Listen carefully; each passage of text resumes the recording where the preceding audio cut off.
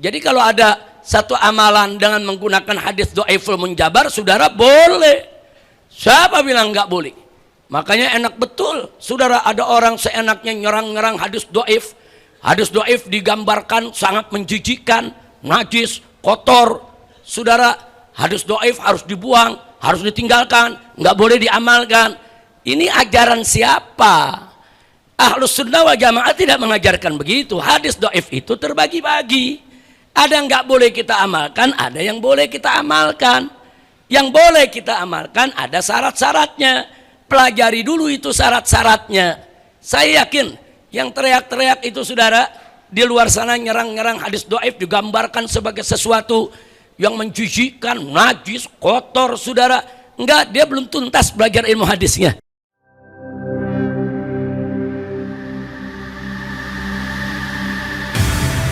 Islamic Brotherhood Television. Assalamualaikum warahmatullahi wabarakatuh. Bismillah, walhamdulillah, wassalatu wassalamu ala rasulillah wa ala alihi wa sahbihi wa mawalah. Allahumma anfa'na bima 'allamtana wa 'allimna ma yanfa'una. Allahumma zidna ilma warzuqna fahma wa atina hikmah. Allahumma barik lana fi majlisina hadha birahmatika ya arhamar rahimin. Walhamdulillahi rabbil alamin. Taqabbalallahu minna wa minkum wa taqabbal ya karim. Baik ya kawan, pastikan semua televisi bisa terlihat oleh jamaah. Pada hari ini saya akan memberikan materi yang berasal dari kitab saudara karangan As-Syeikh Muhammad Awwamah dengan judul Hukmul Amal bil Haditsid Dhaif. Hukmul Amal bil Haditsid Dhaif, artinya hukum beramal dengan hadis dhaif. Jadi apa sih hukumnya kita mengamalkan hadis dhaif, saudara? Nah, ini sengaja saya susun dalam bentuk slide. Nah, kita buat bagan-bagan. Makanya di sini saya sebutkan tasghir kitab Hukmul Amal bil Hadits Dhaif. Jadi bagaimana kitab ini kita ambil intisarinya, kemudian kita buat syajarah. Kita buat bagan-bagan supaya mudah dipahami. Tapi tentu saja dalam kitab ini nanti ada sedikit tambahan-tambahan yang saya ambil dari kitab karangan guru saya tercinta almarhum wal maghfurullah al-imam al-muhaddits as-sayyid Muhammad bin Alwi al-Maliki radhiyallahu taala anhu wa an walidih. Yang pertama dari kitab beliau yang singkat, padat, ringkas, jelas, berjudul Al-Qawaidul Asasiyah fi Ilmi Mustalahil Hadis. Nah, jadi bagi para pemula yang mau mempelajari hadis, kitab ini sangat bagus. Nah, tipis tapi luar biasa, ringkas, jelas, padat, singkat, sangat manfaat. Nah, kemudian satu lagi ya, juga karangan saya punya guru yaitu Sayyid Muhammad Alwi tadi, yaitu kitab Al-Manhalul Latif fi Usulil Hadits Syarif. Nah, sebetulnya Al-Manhalul Latif ini seperti pengembangan, penjelasan yang lebih luas daripada kitab yang barusan Al-Qawaidul Asasiyah. Nah, ini kitab juga luar biasa. Nah, bagi para mereka yang ingin muta'ammik lebih dalam lagi mempelajari hadis, bisa baca kitab ini Al-Manhalul Latif. Bagi pemula ini sudah cukup, Al-Qawaidul Asasiyah. Bagi pemula cukup, tapi bagi mereka yang ingin mendalami silakan membaca Al-Manhalul Latif. Nah, di sana ada kutaib yang cukup bagus yang judulnya Al-Juhdul Latif fi Jawazil Amal bil Haditsid Dhaif. Al-Juhdul Latif itu satu upaya yang begitu bagus ya ikhwan, dalam soal amal dibolehkannya beramal dengan hadis dhaif. Ini karangan Syekh Umar Haj Mubarak Muhammad Bagumri. Nah, ini karangan yaitu Syekh Umar Haj Mubarak Muhammad Bagumri. Ini agak sulit kalau dapat kitabnya di beberapa tempat, tapi ini banyak beredar di Tarim. Nah, ini banyak beredar di Tarim ya kawan. Karena dulu saya juga beli ini di Tarim waktu saya ke sana. Jadi satu kutip, kitabnya kecil tapi luar biasa isinya. Nah, kemudian ada satu kitab lagi yang sangat bagus yang diterbitkan oleh Pondok Pesantren Sidogiri, Jawa Timur. Sidogiri itu salah satu pondok pesantren, sederetan pondok pesantren tertua saudara di Indonesia. Pondok pesantren basisnya warga Nahdliyin, orang-orang NU saudara, luar biasa. Pondok pesantren Sidogiri, Habib Hanif umurnya udah berapa? Ada 300 tahun. Berapa? 280-an tahun usia pondok pesantren Sidogiri. Jadi pondok pesantren tersebut sudah ada sebelum Republik Indonesia ada. Jadi sebelum Indonesia lahir, pondok pesantren itu sudah ada ya kawan. Ya, jadi jangan coba-coba merendahkan keberadaan pondok pesantren di Indonesia. Pondok pesantren di Indonesia ini keberadaannya sudah begitu lama, jauh lebih dulu daripada negara kita sendiri ya kawan. Alhamdulillah. Nah, ini satu buku yang luar biasa, dari judulnya aja udah jelas. Jadi dari judulnya aja kita udah paham isinya ya kawan. Apa judulnya di sini? Membela hadis dhaif. Judulnya langsung membela hadis dhaif. Dan gak sampai di situ saudara, juga dan kitab Ihya Ulumuddin. Jadi membela kitab Ihya Ulumuddin karangan Imam Al-Ghazali radhiyallahu ta'ala anhu. Ini dibuat oleh tim para ustadz dan para alumni santri-santri pondok pesantren Sidogiri. Saya baca, isinya luar biasa dan sangat bagus. Ini menjadi menambah khazanah ilmu pengetahuan hadis di kita punya negeri. Kalau tadi yang saya sebutkan, kitab-kitab ini semua dalam bahasa Arab. Nah, tapi kalau ini dalam bahasa Indonesia. Nah, maka itu saya anjurkan bagi mereka yang bisa bahasa Arab, kitab-kitab yang tadi perlu dimiliki, dibaca.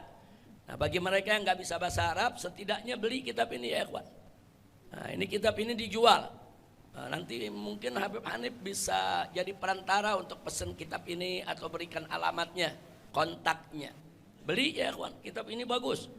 Nah, kenapa saya katakan begitu bagus? Karena di sini beliau bukan hanya mereka ini bukan hanya membela hadis dhaif saudara, tapi ada secara khusus membela kitab Ihya Ulumuddin.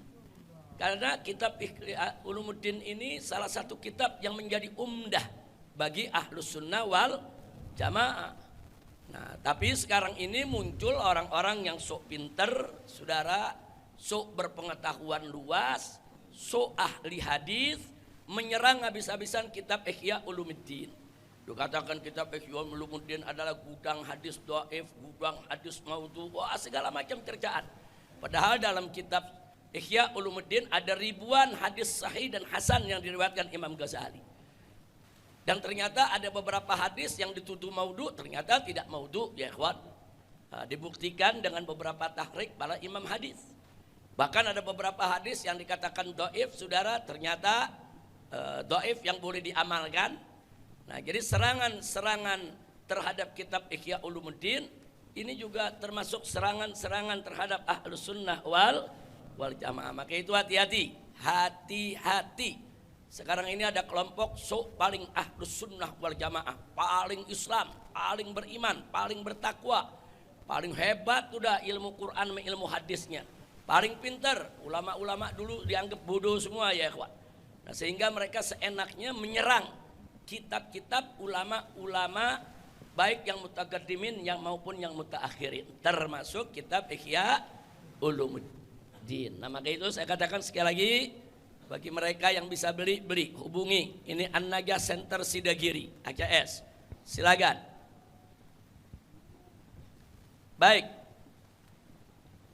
kita mulai pelajaran kita pelan-pelan ya kawan, karena ilmu hadis ini memang agak sedikit ilmu yang ruwet, membutuhkan fokus, serius dalam mempelajarinya. Nah, jadi kita mesti pelan-pelan menyampaikannya kepada jamaah. Mudah-mudahan kita bisa memahaminya dalam waktu yang singkat ini. Amin ya rabbal alamin. Baik ya kawan, kita mulai. Aqsamul hadis min haitsul quwwah, yaitu macam-macam hadis dari segi kekuatannya. Jadi hadis itu beraneka ragam. Saudara, ada hadis, macam-macam hadis dari segi jumlah perawinya. Ada juga hadis macamnya dari segi kekuatannya. Macam hadis dari segi kekuatannya ada 3. Yang pertama al-hadisus sahih, hadis sahih. Yang kedua al-hadisul hasan, hadis hasan. Yang ketiga al-hadisud dhaif. Ada ulama yang menambahkan hadis dari segi kekuatan ada 4. Hadis sahih, hadis hasan, hadis dhaif, ditambah satu lagi hadis maudhu, hadis palsu. Tapi kebanyakan ulama melihat hadis palsu itu bukan macam hadis, karena dia bukan hadis. Hadis palsu itu bukan hadis, ya kawan. Nah maka itu di pelajaran ini hadis maudhu kita buat pada pasalnya tersendiri. Nah, karena memang hadis maudhu, hadis palsu bukan hadis pada hakikatnya. Nah, sehingga kembali bahwa hadis itu ada 3 macam berdasarkan kekuatannya. Ada hadis yang disebut sahih, ada hadis yang disebut hadis hasan, ada hadis yang disebut hadis dhaif. Kita berkenalan dulu. Nah sekarang hadis sahih dan hadis hasan itu ada syaratnya. Nah, jadi bagi para pemula yang mau belajar ilmu hadis, ringkas saja. Kenali dulu syarat hadis sahih itu apa, syarat hadis hasan itu apa.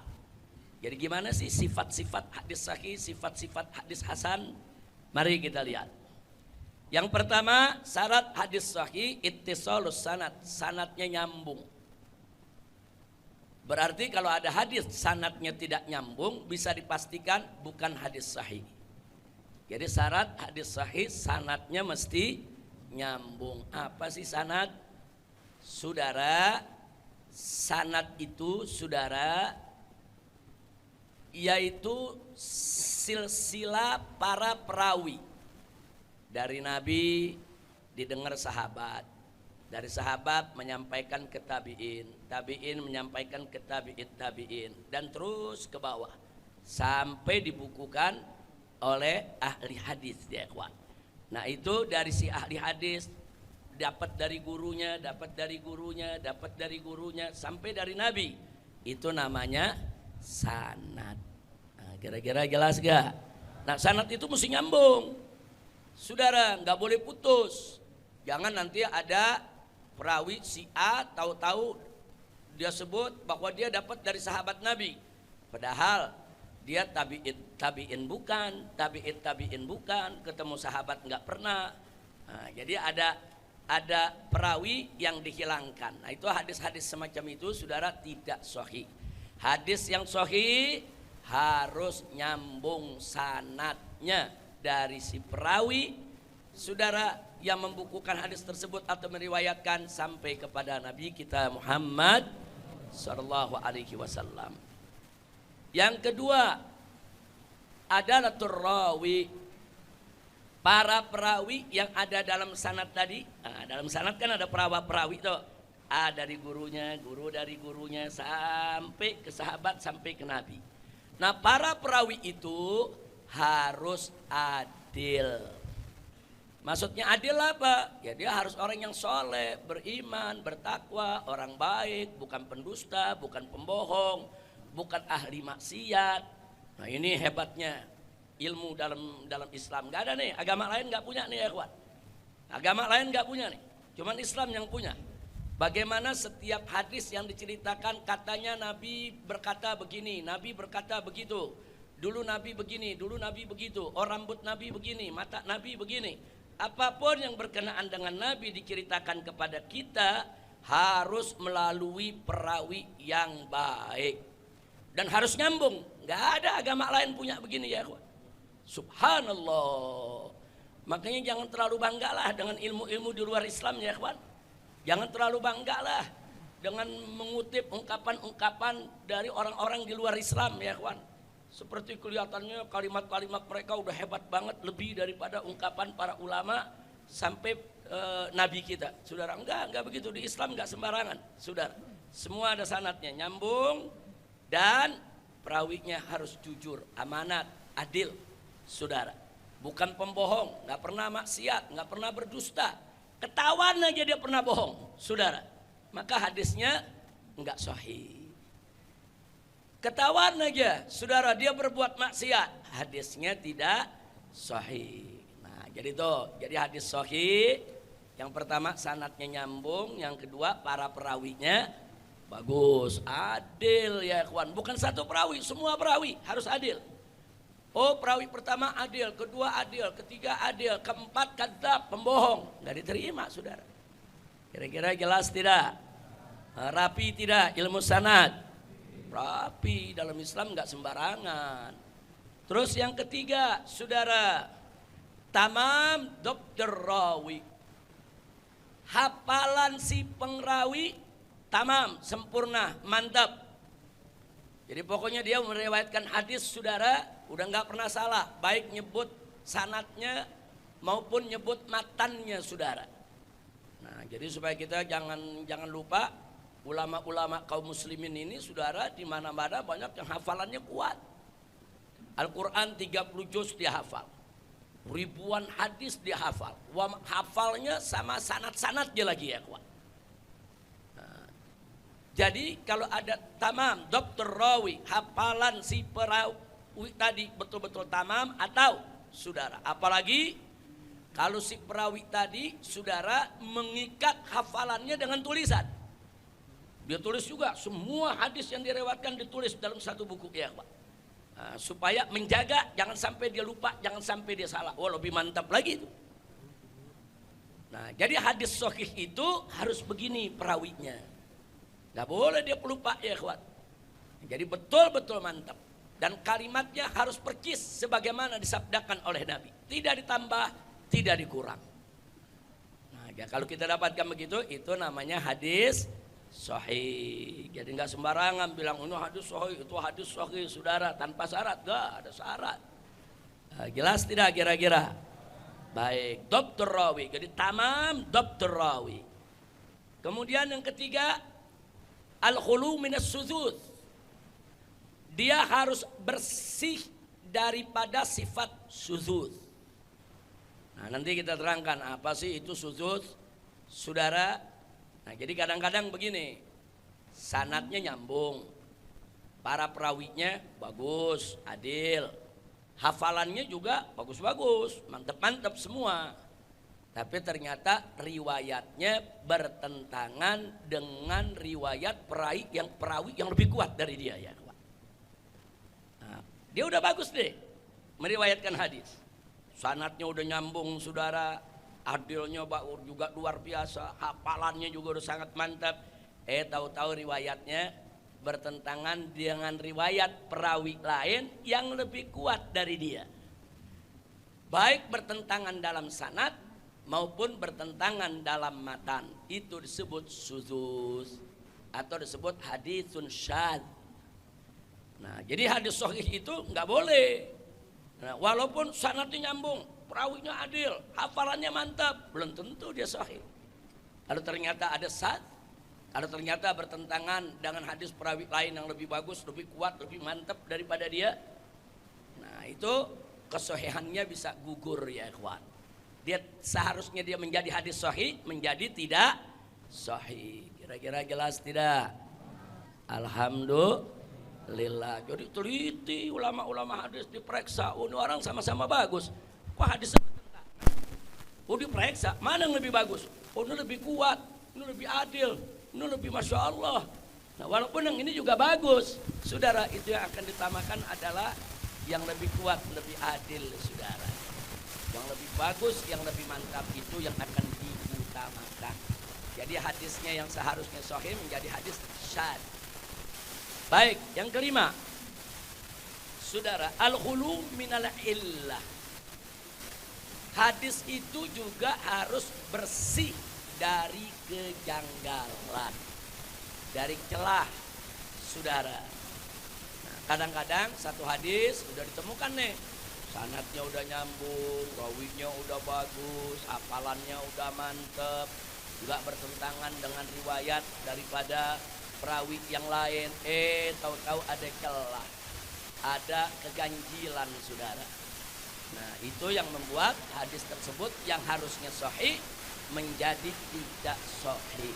Hanya saja memang syarat yang kelima ini sebagaimana diakui oleh para ulama, jarang sekali ulama-ulama hadis yang menguasai nomor 5 ini, saudara. Ini cuma begawan-begawan hadis, bertengkot ilmu hadis yang menguasai ini, ya ikhwan. Nah, jadi ternyata dari sekian banyak, saudara, ratusan para perawi hadis, hanya beberapa saja yang menguasai nomor 5. Jadi ini betul-betul satu ilmu khusus yang Allah berikan kepada ulama-ulama hadis, saudara, yang Allah pilih, yang betul-betul beriman, bertakwa kepada Allah, teliti, fokus, serius di dalam menyaring hadis, sehingga mereka mempunyai kemampuan ini. Nanti insya Allah pada babnya akan kita perkenalkan siapa sih ulama-ulama yang begitu terkenal, begawan udah dalam ilmu hadis, saudara, yang menguasai syarat kelima ini nanti akan kita sebutkan insya Allah. Nah, jadi kalau suatu hadis memenuhi 5 syarat ini, itulah yang disebut haditsun sahih. Kira-kira jelas tidak? Jadi saya mau tanya sekarang, jadi suatu hadis mau disebut sahih ada syaratnya gak? Syaratnya ketat tidak? Ketat, saudara, nggak sembarangan. Itu hebatnya para ulama hadis kita, saudara, sepanjang zaman, dari zaman Nabi sampai zaman kita sekarang ini, semua ucapan Nabi, perbuatan Nabi, cerita tentang Nabi terekam, saudara, sampai kepada kita, dan ribuan yang memenuhi daripada kelima syarat ini, dan itu merupakan hadis sahih. Artinya hadis sahih pasti benar, memang Nabi melakukan itu, memang Nabi mengatakan itu. Jadi kalau udah hadis sahih, gak perlu kita ragukan lagi, ya ikhwan. Alhamdulillah. Nah, sekarang kita lihat hadis hasan. Hadis hasan ini, saudara, sedikit di bawah sahih. Karena itu syarat pertamanya sama, ittisalus sanad. Sanadnya mesti nyambung. Syarat kedua juga sama, adalatul rawi. Si rawi itu harus adil, harus orang baik, bukan orang yang cacat meral, saudara. Kemudian yang ketiga, ini yang beda. Yang ketiga, khafifu dhabtir rawi. Khafifu dhabtir rawi. Nah, artinya hafalan si rawi ini tidak sebagus daripada perawi hadis sahih. Tapi bukan berubah, bukan. Dia hafal juga, tapi hafalannya sedikit di bawah yang sebelumnya. Apa yang begitu dikatakan oleh ulama ya? Jadi ulama-ulama tuh murid-murid dari para guru-gurunya lihat, oh kalau guru yang ini nyebutin hadis mantap banget, sekali sebut selesai, gak pakai diulang. Tapi kalau guru yang ini nyebut satu hadis diulang dulu 2-3 kali. Kadang-kadang pertama belum tepat, diulangi 2-3 baru tepat, ya Pak. Jadi bukan lupa, bukan. Nah, jadi ada kepiawaian orang, saudara, cerdas, cepat dia di dalam mengemukakan hafalan, ada yang agak sedikit lambat, ya. Nah, itu mempengaruhi nilai hadis. Nah, syarat yang keempat sama, tidak boleh ada sudut. Syarat yang kelima juga sama, tidak boleh ada ilham. Jadi syarat hadis sahih dan hadis hasan yang empat sama. Nomor 1, 2, 4, 5 sama. Bedanya hanya satu. Yang satu hafalannya sangat kuat, satu lagi hafalannya kuat. Kuat sama sangat kuat beda tuh. Nah, hafalannya kuat, yang ini sangat kuat. Jadi hadis sahih lebih kuat daripada hadis hasan. Alhamdulillah. Nah, yang ketiga, al-hadisud dhaif. Mari kita sebut hadis dhaif. Hadis dhaif ialah huwal haditsul ladzi lam tajtami fihi sifatus sahih wala sifatul hasan. Jadi kalau ada satu hadis enggak memenuhi syarat yang di atas tuh, 5 syarat sahih, 5 syarat hasan. Jadi ada hadis yang enggak memenuhi itu, saudara, maka dia adalah hadis dhaif. Nah, dipastikan dia adalah hadis dhaif. Contoh, syarat pertama, sanadnya mesti nyambung. Dia enggak nyambung, maka hadis dhaif.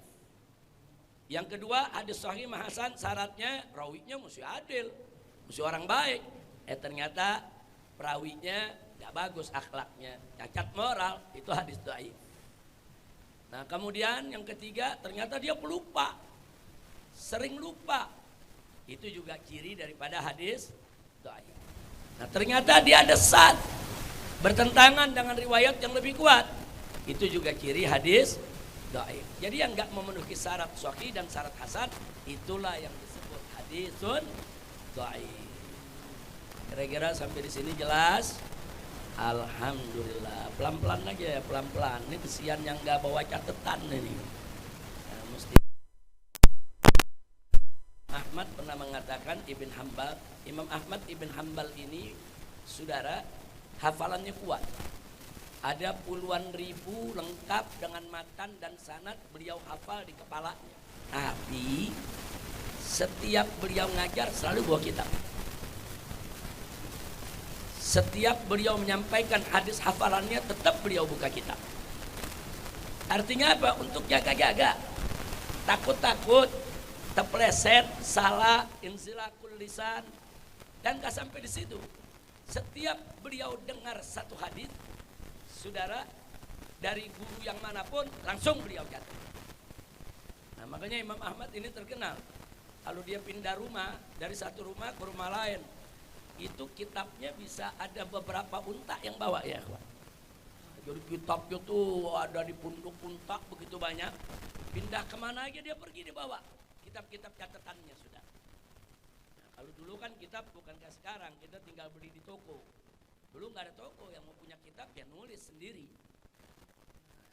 Apalagi kalau pindah, ya ahlan wa sahlan, ya marhaban.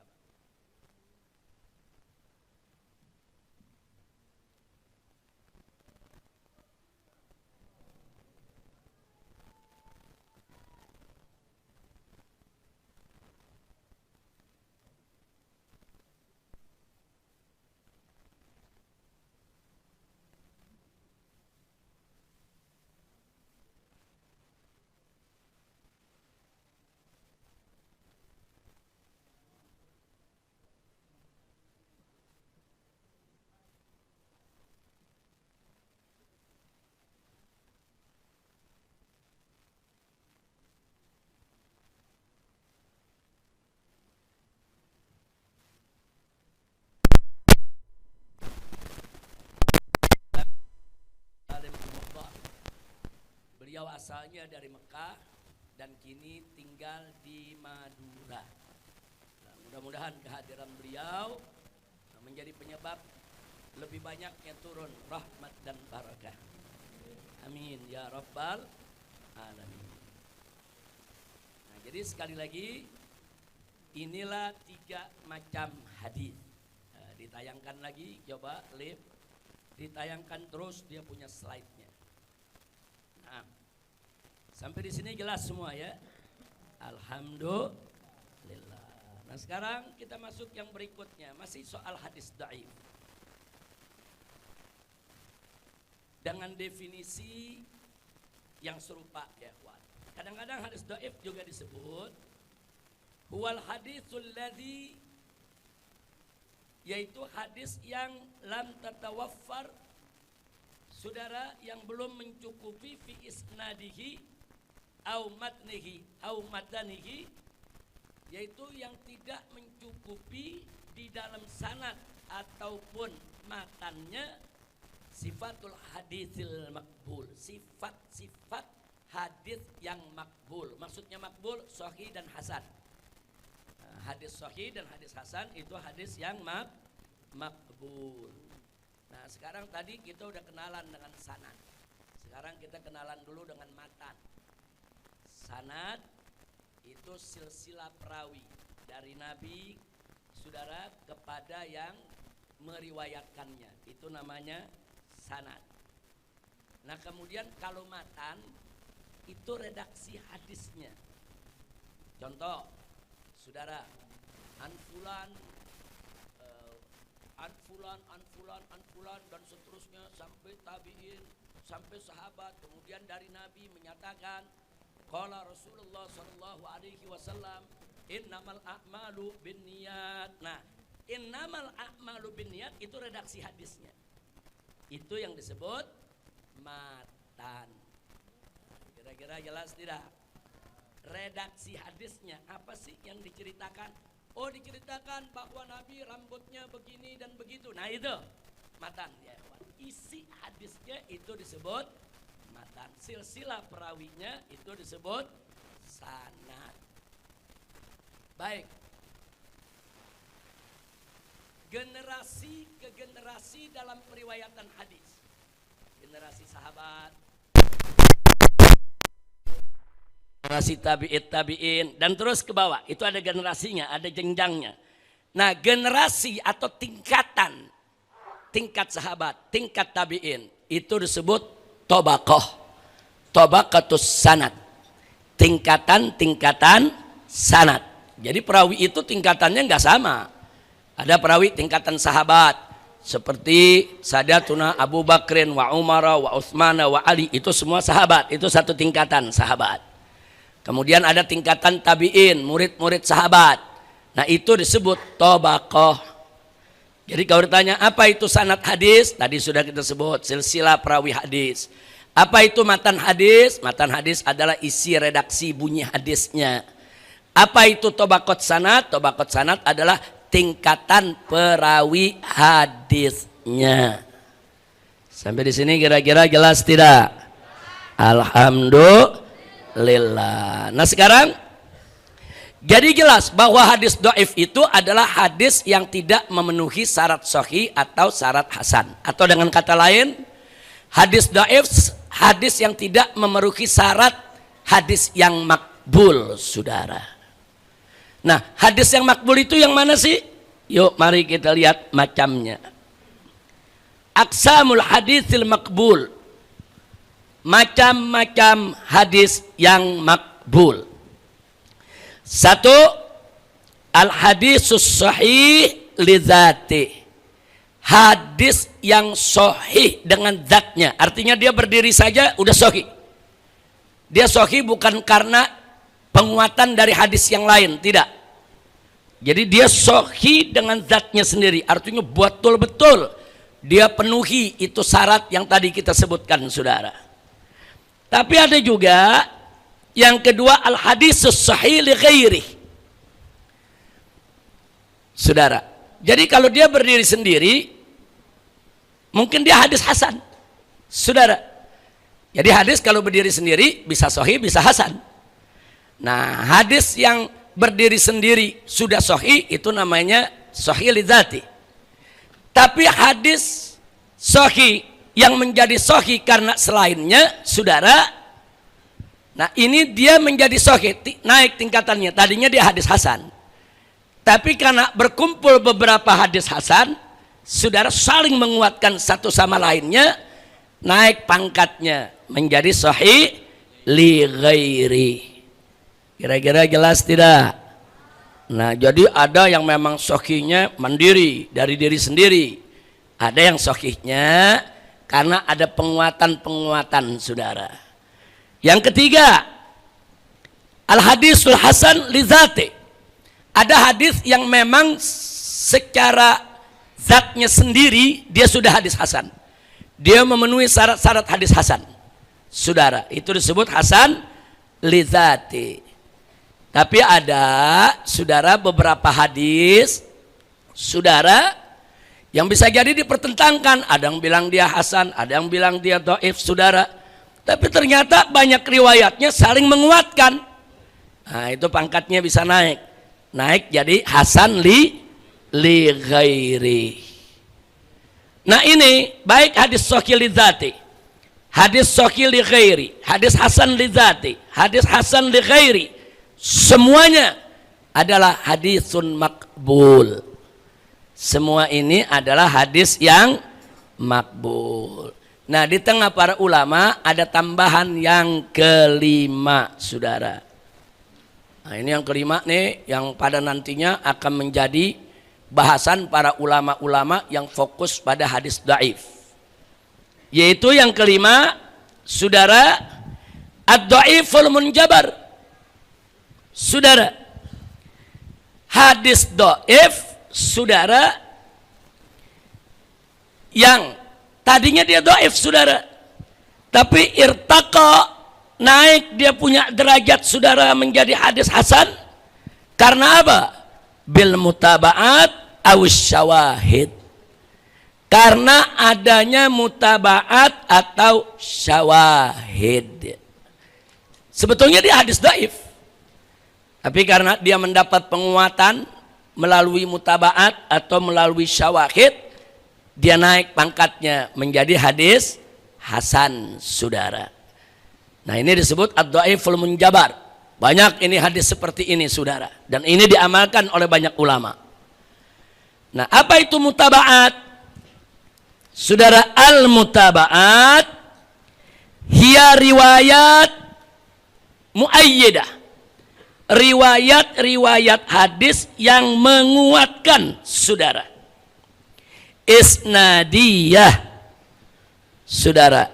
Artinya riwayat-riwayat lain yang menguatkan hadis sahih, hadis dhaif tersebut melalui sanadnya.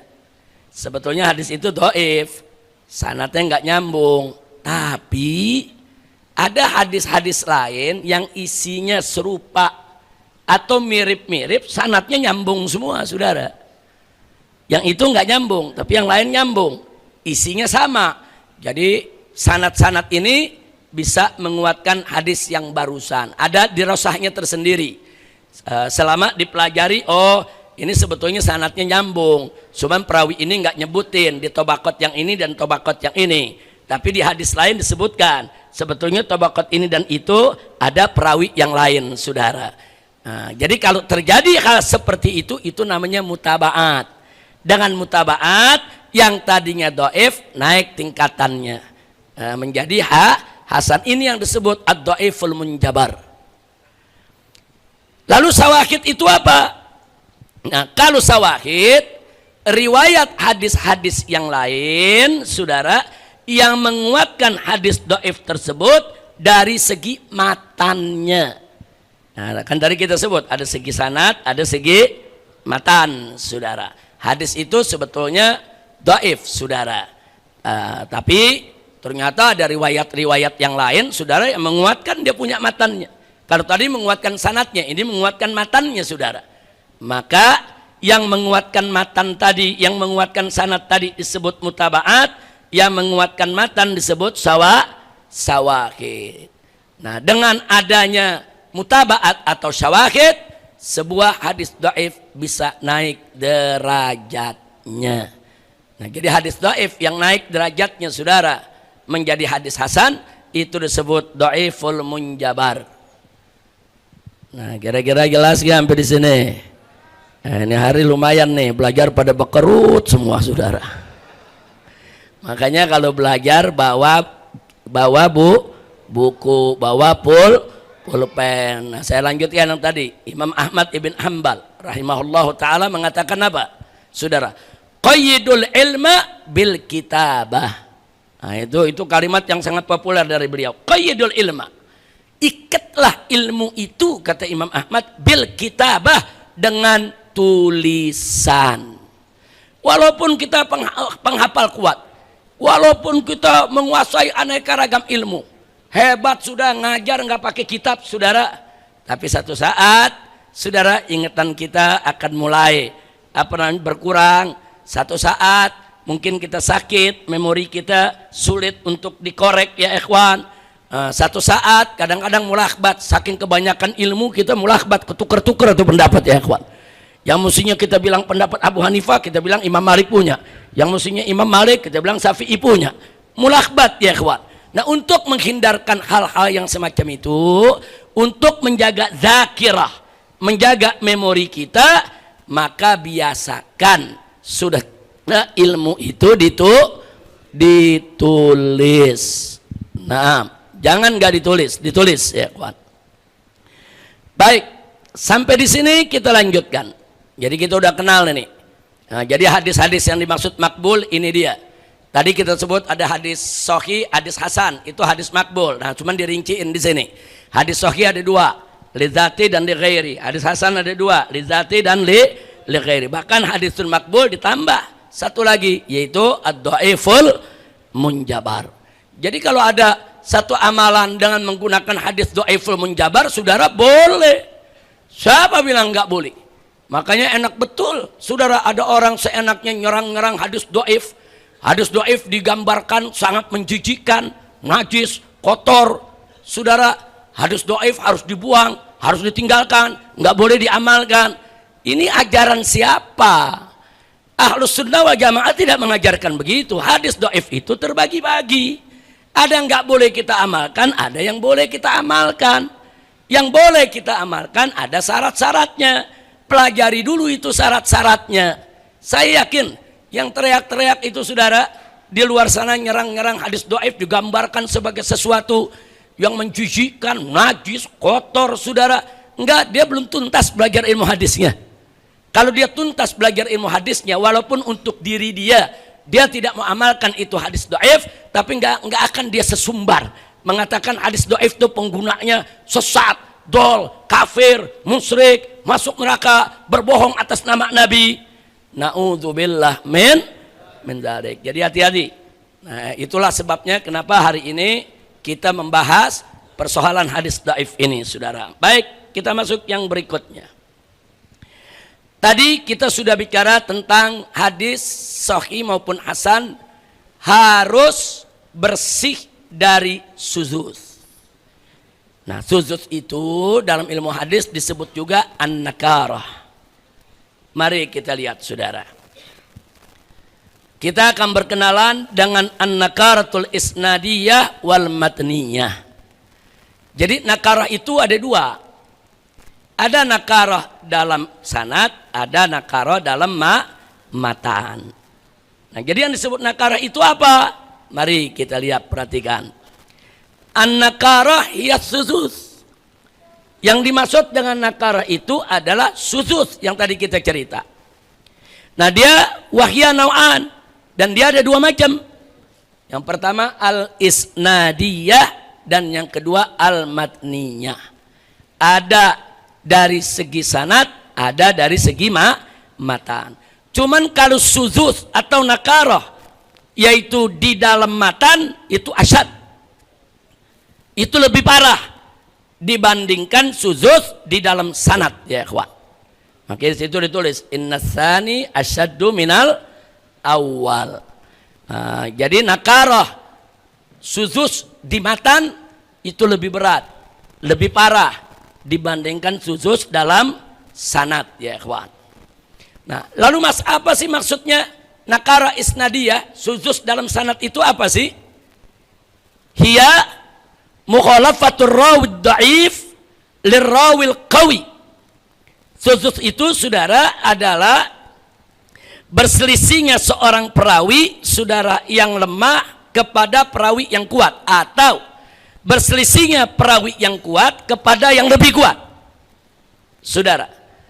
Ma'a adami imkanil jama'. Sementara kedua hadis yang bertentangan tadi nggak bisa digabungkan. Kalau masih bisa digabungkan, saudara, berarti suzuznya bisa terselesaikan. Nah, tapi kalau nggak bisa digabungkan, oh ini udah nggak mungkin digabungkan. Yang ini bicara A, yang ini bicara B, ini utara, ini selatan, ini bilang haram, ini bilang halal, udah nggak bisa itu digabungkan, ya kawan.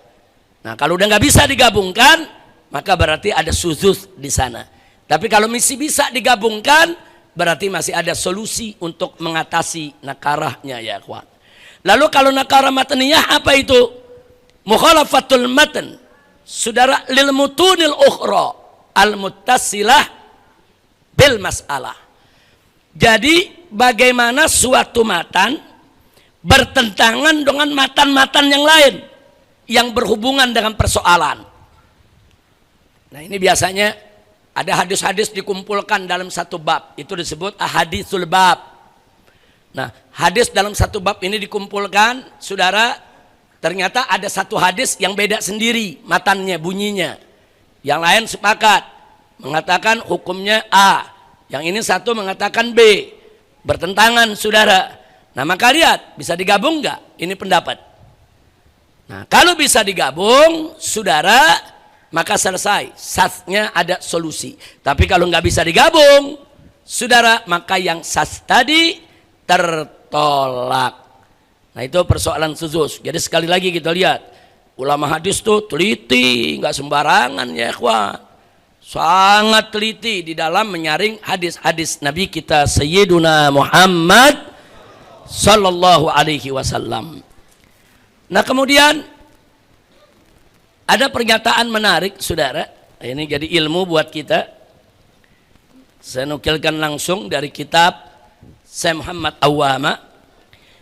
Beliau mengatakan dalam kitabnya ini, pada saat beliau mengambil kesimpulan-kesimpulan, beliau katakan anna kulla isnadin zahiruhu sihha la yuqbalu illa idza salima minan naqaratil isnadiyah wal matniyah. Jadi anna kulla isnadin, sesungguhnya setiap sanad, zahiruhu sihha, zahirnya kelihatan sahih, udah benar, la yuqbal, tetap belum bisa diterima, illa, kecuali idza salima minan naqaratil isnadiyati wal matniyah. Itu yang tadi saya jelaskan, saudara. Ada satu sanad, zahirnya udah sahih, nyambung sanadnya, adil perawinya, mantap hafalannya, saudara. Nah itu kan kelihatannya udah sahih itu. Nah, tapi belum, la yuqbal, belum bisa diterima. Jangan vonis sahih dulu. Illa, kecuali idza salima, kalau dia selamat, lolos minan naqaratil isnadiyah wal matniyah, kecuali kalau dia lolos dari suzuz, lolos dari nakarah, saudara. Wa kadzalika, kata Syekh Muhammad Awwama, wa kadzalika, demikian juga halu kulli isnadin, setiap sanad yang zahirnya dhaif, zahirnya dhaif, la yuraddu, saudara, jangan ditolak dulu, sebentar, saudara. Idza kana li dha'fihi, kalau terhadap kedhaifannya, muayyadat isnadiyah wa matniyah. Jadi kalau hadis nih zahirnya dia dhaif, mungkin sanadnya nggak nyambung, atau adil perawinya kurang, atau apa nama hafalannya kurang, bukan adilnya, saudara, hafalannya kurang, saudara. Kelihatan sih ini dhaif ini. Tunggu, jangan ditolak dulu, saudara. Saudara, jangan ditolak dulu, saudara. Kenapa jangan ditolak, saudara? Bisa jadi dia punya muayyadat, dia punya muayyidat, saudara. Maksudnya muayyidat apa? Itu yang tadi kita jelaskan, mutabaat dan syawahid. Nah kalau ternyata dia punya mutabaat, dia punya syawahid yang menguatkan, dia punya hadis, tadi kita sudah bilang, yang dhaif bisa naik derajatnya, yang tadi mestinya ditolak menjadi diterima. Kira-kira jelas tidak? Jadi setiap hadis yang zahirnya sahih, periksa dulu ada suzuz gak? Kalau nggak ada suzuz baru ambil. Kalau ada suzuz nggak boleh diambil, walaupun zahirnya sahih. Kalau ada hadis yang zahirnya dhaif, ya ikhwan, jangan ditolak dulu, lihat dulu, saudara. Ada mutabaat gak?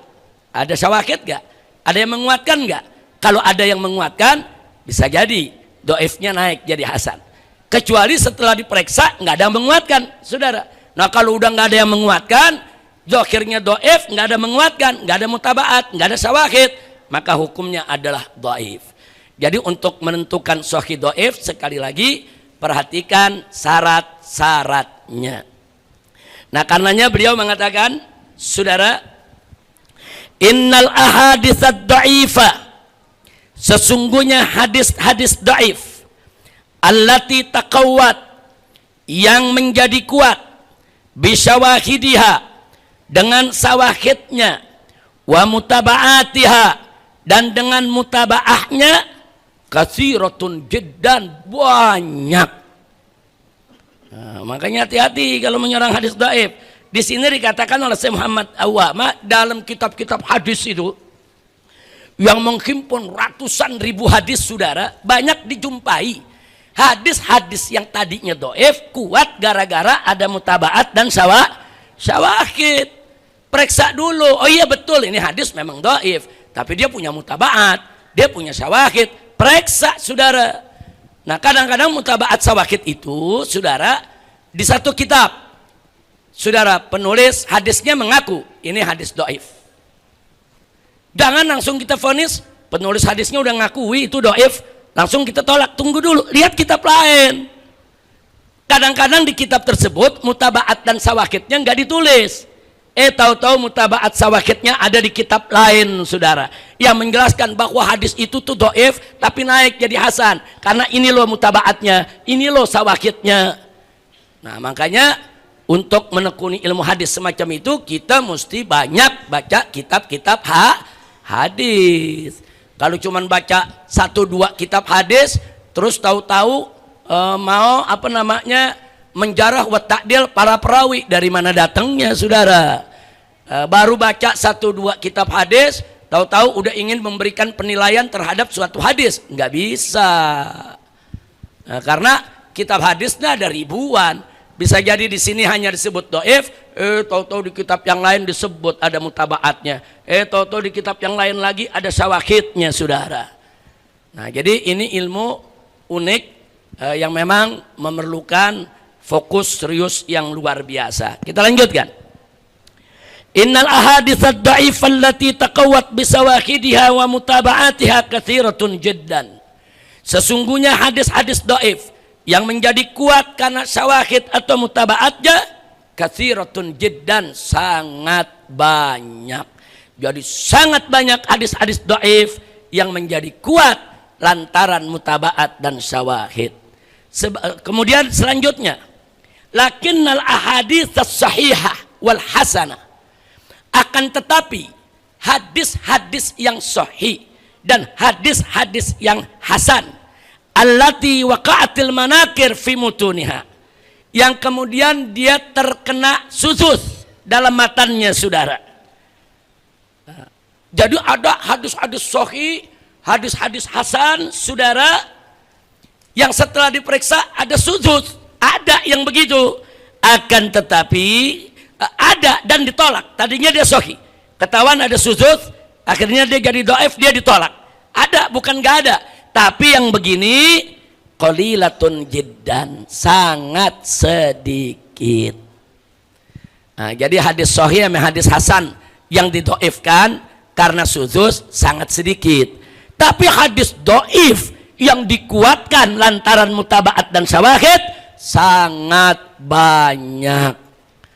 Nah, makanya di sini memberi peringatan kepada kita, hati-hati di dalam menilai suatu hadis, saudara.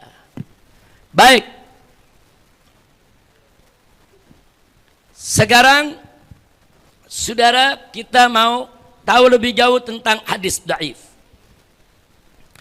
Aqsamul hadis dhaif, saudara.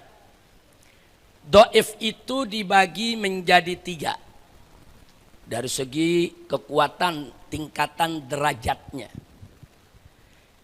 Yang pertama, ad-dhaiful yasir, dhaif yang ringan. Yang kedua, ad-dhaiful mutawassit, dhaif yang sedang. Yang ketiga, ad-dhaifus syadid, dhaif yang berat, ya ikhwan. Nah, jadi kalau kita belajar fikih ada pelajaran najis, ada najis yang ringan, ada najis yang sedang, ada najis yang berat. Hadis dhaif juga ada bagiannya, ada dhaif yang ringan, ada dhaif yang mutawassit, ada dhaif yang sadid, ya ikhwan.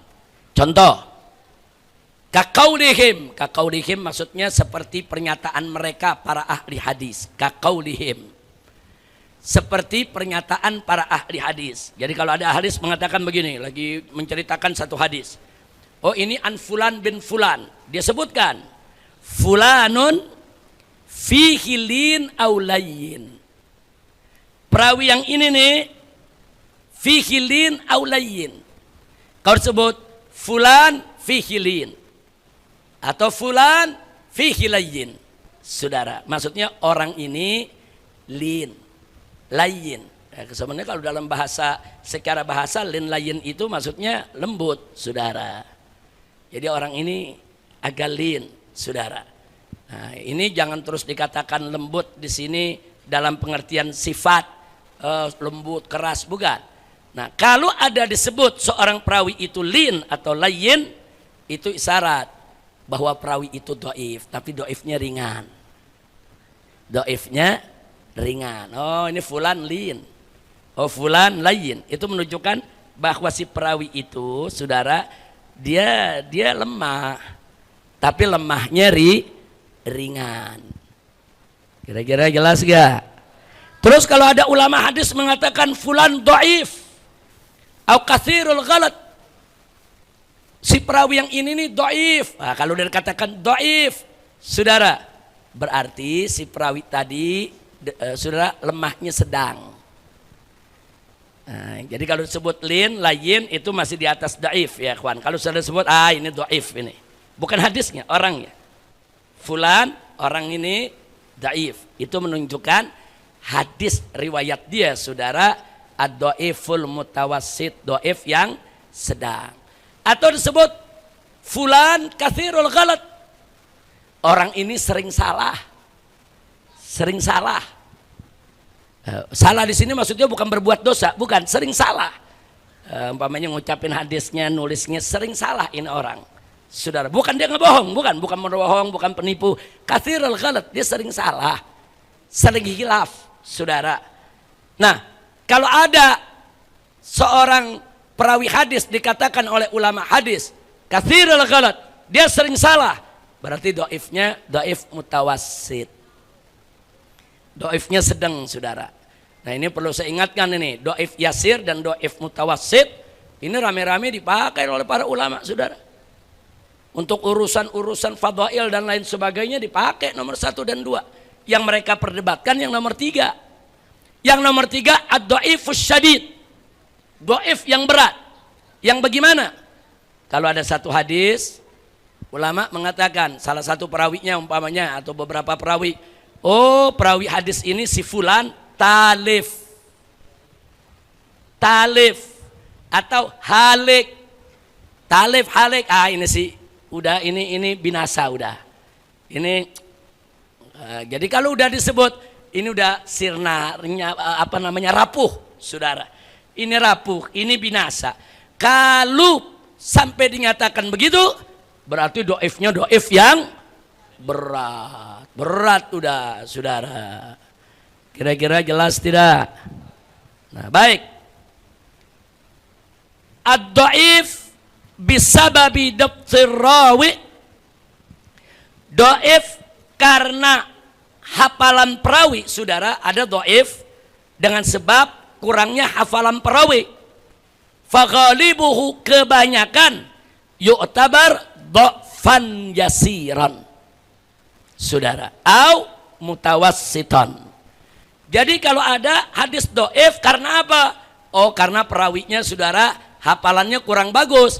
Kebanyakan kalau karena hafalan kurang bagus, dhaifnya dhaif yasir dan dhaif mutawassit, bukan dhaif yang syadid, saudara. Tapi memang waqad yasil, kadang-kadang ada hadis ditolak karena jeleknya hafalan si perawi, bisa saja menjadi dhaifus syadid. Tapi kebanyakan bukan syadid. Kebanyakan yasir atau mutawassit. Kemudian ad-dhaif bisababi adalatir rawi. Tapi kalau doif karena keadilan si perawi, adil di sini kesalehan. Ini berhubungan dengan tingkat kesalehannya nih. Fakulluhu syadidud dhaf. Jadi kalau udah satu hadis lemah karena saudara akhlak dari si perawi, karena perbuatan si perawi, karena perilaku si perawi, saudara, bukan soal hafalan. Emang perilakunya yang nggak bagus. Kalau sudah berkaitan dengan itu, semuanya dhaifun syadid.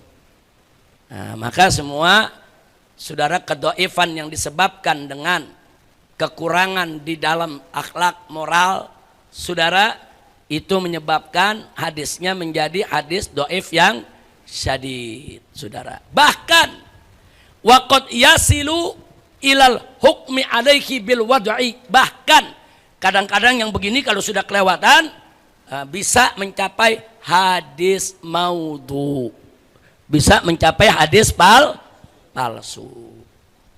Nah, kira-kira sampai di sini jelas tidak? Nah, jadi jangan main pukul rata, semua dhaif najis, semua dhaif kotor, semua dhaif tinggal, buang. Jangan beramal dengan hadis dhaif. Tunggu dulu, ahlus sunnah nggak begitu, saudara. Nah, kalau dia bukan ahlus sunnah terserah. Tapi jangan ngeracuni ahlus sunnah dengan pemikiran-pemikiran di luar ahlus sunnah. Indonesia ini mayoritas ahlus sunnah. Maka itu para dai-dai yang mau bicara hadis di Indonesia ikuti thariqahnya ahlus sunnah. Saudara, jangan mengikuti thariqahnya ahlul fitnah. Nah, jadi ada ahlus sunnah, ada ahlul fitnah. Ahlul fitnah itu tadi dikit-dikit gampang banget ngafirin orang, ngegoblokin orang, saudara, nyesatin orang. Na'udzubillah min dzalik. Baik, saya ingin tegaskan sekali lagi tadi bahwa hadis dhaif yang kalau sebabnya karena parahnya keadilan si perawi, semuanya dhaifnya berat, bahkan kadang-kadang bisa menjadi hadis maudhu. Nah, al-maudhu sebagaimana tadi sudah saya katakan, hakikatnya laisa bihaditsin, bukan hadis. Tapi kalau ada yang mau sebut ini hadis maudhu, boleh saja. Secara lugha, secara etimologi nggak apa-apa kita sebut hadis maudhu. Karena kan tadi sudah saya sebut, memang ada ulama yang mengkategorikan hadis itu ada 4, sahih, hasan, dhaif, dan maudhu. Walaupun pada hakikatnya maudhu itu bukan hadis. Nah, apa sih itu yang maudhu itu, saudara? Huwa makhtalaqahu waftarahu wahidun minan nas wa nasabahu ila rasul sallallahu alaihi wasallam awis sahabi awit tabi'i.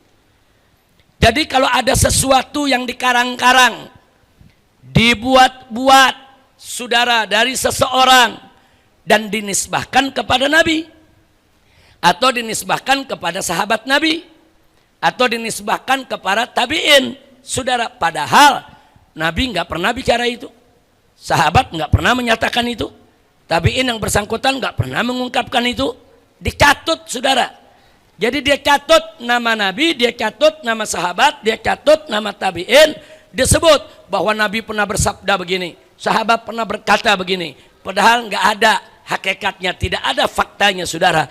Itulah yang disebut hadis maudhu, saudara, palsu. Nah, ada yang bertanya, apa sih penyebab munculnya hadis palsu dulu?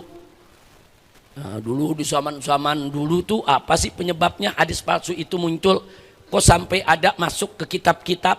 Kok ada masuk ke berbagai tulisan, saudara? Nah, ini hadis palsu ini banyak sebabnya. Yang pertama, adamuddin, karena yang melakukannya memang tidak beragama. Nah, dia memang pengen merusak agama, saudara. Dia karang-karang hadis palsu. Nah, ini kita bersyukur kepada Allah dan berterima kasih kepada ulama hadis. Coba kalau ulama hadis nggak kerja, coba kalau ulama hadis tidak mengoreksi, coba kalau ulama hadis tidak menyeleksi, berapa ribu hadis palsu di sekitar kita. Yang Nabi nggak pernah ngomong, kita pikir Nabi ngomong. Yang Nabi nggak pernah ajarin, kita pikir Nabi ajarin. Rusak ini agama, ya ikhwan. Tapi alhamdulillah, ulama-ulama hadis dengan izin Allah menyelamatkan kita dari fitnah sedemikian rupa, saudara. Sehingga sekarang, saudara, kita punya pedoman untuk membedakan mana yang sahih, mana yang hasan, mana yang dhaif, mana yang maudhu, yang bukan hadis. Kitab-kitab ulama berserakan, alhamdulillah. Jadi sebab pertama, adamuddin, memang yang melakukannya nggak punya agama, pengen ngerusak agama, saudara. Yang kedua, intisarun li madhabin. Yang kadang-kadang karena ta'assub kepada suatu madhab, begitu dua orang beda madhab berdebat, saudara, yang satu mau kalah, dia karang hadis palsu. Oh, ada hadisnya, Nabi mengatakan begini, padahal Nabi nggak pernah mengatakan begitu, saudara. Nah, ini terjadi pada saat terjadi dulu perselisihan antar madhab, saudara. Nah, itu orang-orang yang kurang-kurang beriman, bahkan orang-orang juhal kadang-kadang, saudara, ngarang-ngarang hadis hanya untuk membela madhabnya. Nah, makanya ta'assub, fanatik madhab itu bahaya. Jauhkan diri dari keta'assuban terhadap suatu madhab. Pegang kuat madhab Syafi'i, tapi jangan ta'assub. Jangan semua ulama madhab Syafi'i dianggap maksum, tidak punya dosa. Enggak begitu. Nah, kalau ada saatnya pendapatnya lemah, hadisnya lemah, kita katakan lemah. Nah, kalau memang ada yang lebih kuat, kita ambil yang kuat. Itu berarti kita tidak ta'assub. Kita lanjutkan. Yang berikutnya, ghalabatul jahal, karena kebodohan orang. Jadi ada orang-orang bodoh, seenaknya mereka bikin hadis, saudara. Dia pikir bikin hadis itu, saudara, nggak ada sanksinya, saudara. Nah, ini juga banyak terjadi. Yang berikutnya lagi adalah at-taqarrub lil hukam bimadhihim, untuk mendekatkan diri kepada penguasa dengan memuji-muji mereka, ngejilat. Jadi ada juga yang mau ngejilat penguasa, saudara, karang hadis. Oh, Tuan Sultan, ada hadisnya dari Nabi begini, kelihatannya Anda yang dimaksud dalam hadis ini. Nah, dikarang-karang itu, saudara. Nah, jangan kaget, saudara. Nah, jadi ini yang seperti ini terjadi. Jadi jilat-menjilat ini memang berbahaya. Sampai zaman sekarang juga berbahaya. Nah, bagaimana nggak berbahaya, saudara? Nah, ada seorang tokoh, begitu dipuja-puji langsung disebut, ini seperti Sayyidina Abu Bakar Siddiq. Besoknya, wah, ini kali ini dia kayak Sayyidina Umar. Lusanya, oh, dia kayak Sayyidina Utsman ibn Affan. Lusanya lagi, dia kayak Ali ibn Abi Thalib. Belakangan begitu pengen lengser, dia kayak Nabi. Astagfirullahaladzim. Ada gak yang begini? Ada yang begini? Jadi nggak usah kaget. Dulu di zaman dulu juga ada yang ingin ngejilat sultan, ngejilat raja, saudara. Nah, cuman berkaitan dengan hadis, dia karang-karang hadis untuk memuji, saudara, menjilat para sultan yang berkuasa. Nah, jadi kalau zaman sekarang ada, nggak usah kaget. Emang dari sononya udah ada, ya kawan. Nah, cuman kita jaga diri kita, jangan sampai terjebak hal-hal seperti ini, insya Allah. Berikutnya, dalam urusan menjual barang, ada penjual cincin gak laku-laku, dia karang hadis. Barang siapa yang pakai batu akik ini akan begini. Barang siapa yang pakai batu mira akan begini. Barang siapa yang pakai batu ini dan itu akan begini dan begitu. Saudara, dia nggak bohong supaya apa?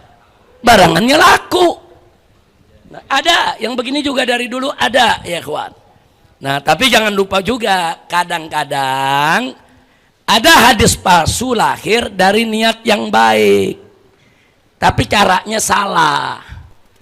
Dia lihat orang udah jarang baca Quran, saudara, niatnya baik, dia karang hadis tentang fadhail Quran, saudara. Dia karang, dia tinggi-tinggikan, dia lebih-lebihkan.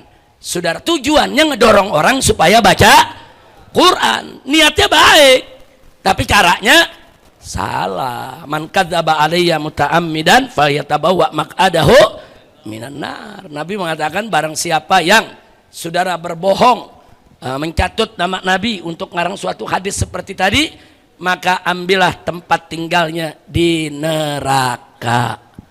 Nah, jadi niatnya baik tapi caranya salah. Makanya jangan kaget, hadis doif banyak sekali yang berkaitan dengan fadhailus suwar, yang berkaitan dengan fadilah surat-surat dalam Al-Quran. Bukan semua, bukan. Fadilah surat dalam Quran yang sahih juga banyak ya ikhwan. Yang sahih juga banyak, seperti fadilahnya surat Al-Baqarah, saudara, seperti fadilahnya surat Al-Fatihah, fadilahnya ayatul kursi, fadilahnya suratul ikhlas, Al-Muwaidzatun, semua sahih saudara. Tapi adalah fadilah-fadilah surat yang Nabi nggak pernah ngomong, sahabat nggak pernah menyatakan, tapi muncul.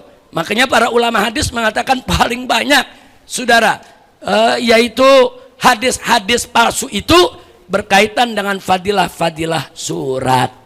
Makanya kita harus lebih berhati-hati. Nah, itulah diantara sebab-sebab. Nah, sekarang kita bicara hukumnya. Hukmu. Apa sih hukum hadis maudhu? Annahu batil. Bahwa yang namanya maudhu itu batil. Saudara, tahrumu riwayatu. Haram untuk meriwayatkannya. Haram kita meriwayatkan hadis yang maudhu, illa kecuali litahdziri minhu, kecuali untuk memberi peringatan kepada umat supaya hati-hati. Dia bacakan itu hadis, dikasih tahu umat hati-hati ya, ini hadis maudhu, jangan dipakai, boleh. Menyebutkan hadis maudhu untuk memperingatkan umat, boleh saudara. Litahdziri minhu au ta'limu dzalika li ahli ilm, atau ada guru-guru yang sedang mengajarkan ilmu hadis kepada murid-muridnya, boleh sebutkan hadis maudhu, jelaskan sebagai contoh kepada murid-muridnya. Tapi di luar itu nggak boleh ya ikhwan. Jangan sekali-kali menggunakan hadis maudhu. Bagi yang tahu itu hadis maudhu, dia gunakan, dia dosa. Tapi bagi yang tidak tahu, saudara, andai kata suatu ketika dia diberitahu bahwa yang disampaikan itu hadis maudhu, istighfar dan perbaiki, besok-besok jangan diulangi lagi saudara. Banyak saudara yang begini, banyak saudara, dai ustadz yang nggak tahu nilai hadis membawakan hadis, ternyata hadis maudhu, bukan dia sengaja menyebar hadis maudhu, bukan. Nah, kita jangan suudzon, dia tidak sengaja, cuman dia nggak tahu, dia nggak paham, karena dia tidak mempelajari ilmu hadis saudara, atau karena dia sering dengar itu hadis dibawa sama para dai, para ustadz, dia pikir itu sahih, dia pikir itu makbul, nah dia ikut membawakan saudara. Nah, kalau dia nggak sengaja itu lain persoalan. Saya yakin banyak yang membawakan yang memang karena nggak sengaja saudara, nggak tahu. Nggak semua orang belajar ilmu hadis saudara. Nah, karena itu sekali lagi, bagi yang tahu jangan lagi meriwayatkan hadis maudhu. Bagi yang nggak tahu, cari tahu. Nah, khususnya para ustadz, para dai, sebelum menyampaikan suatu hadis, tasabbut dulu, periksa dulu di kitab-kitab, periksa ini hadis maudhu atau bukan. Nah, itu yang perlu kita sampaikan ya kawan. Jadi kalau nggak sengaja saudara ya cari tahu, begitu tahu, oh yang dulu saya sampaikan hadis maudhu, ya rubah. Ya astagfirullah, kita udah menyampaikan nggak sengaja, rubah, besok diperbaiki di depan umat bahwa hadis tersebut jangan digunakan lagi. Insya Allah. Sampai di sini jelas tidak? Paham semua? Kepala masih kuat? Atau udah anget? Ini kepala yang anget apa perut nih yang anget nih? Sudah atau lanjut? Lanjut, masih jam berapa? Oh, masih jauh. Masih setengah 11. Setengah 12. Ya iya, kalau salah kan diperbaiki ya. Setengah 11 salah. Oh, setengah 12. Kalau nggak diperbaiki jadi palsu tuh. Ya khobar palsu tuh ya kawan. Baik, lanjut. Ya. Sekarang kita ingin tahu tentang lebih jauh al-maudhu. Al-maudhu itu adalah al-kadzab ala Rasulillah. Bohong atas nama Nabi Muhammad sallallahu alaihi wasallam atau sahabatnya atau tabi'in. Nah, bohong itu ada dua macam. Saudara, mari kita lihat. Aqsamul kadzib. Bohong itu ada macamnya. Yang pertama al-kadzib fi ahaditsin nas. Bohong saudara di dalam pembicaraan orang lain, bukan Nabi. Umpamanya si A mengatakan, oh kata si B begini, kata si C begini, dia bohong. Padahal si B, si C nggak pernah bicara begitu. Dia bohong dengan mengatasnamakan orang lain, saudara. Yang kedua, al-kadzab fi ahaditsir Rasul, berbohong berkaitan dengan hadis-hadis Nabi Muhammad sallallahu alaihi wasallam. Perhatikan ini, istilah yang dipakai oleh ulama-ulama hadis, saudara.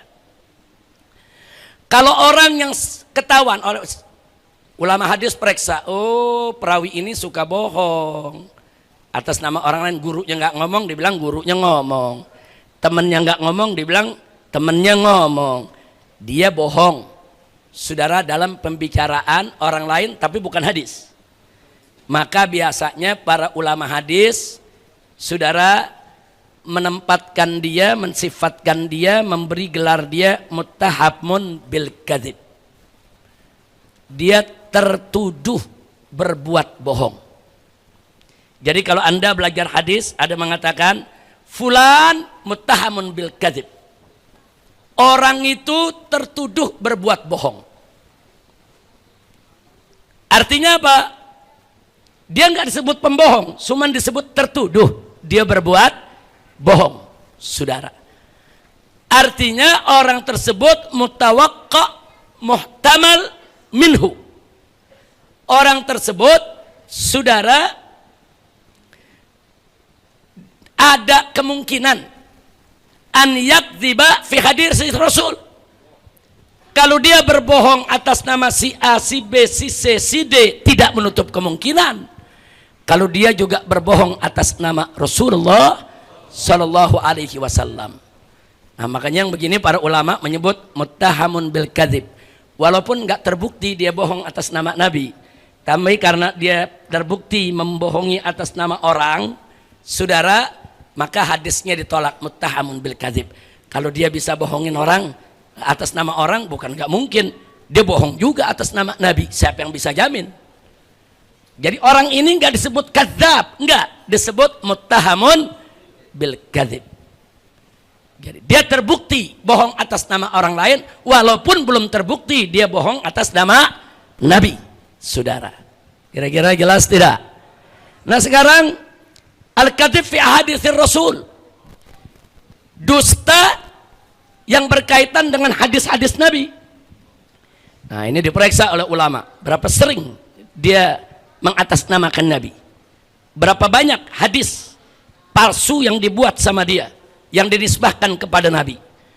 Kalau ulama melihat didapatkan marrah atau marratain, oh dia baru sekali atau dua kali.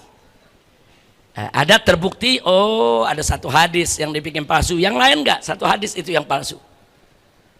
Atau oh ada dua hadis yang palsu, saudara, dua kali dia ngebohong. Maka orang tersebut disebut yakdzib atau yada'ul hadis, yada'.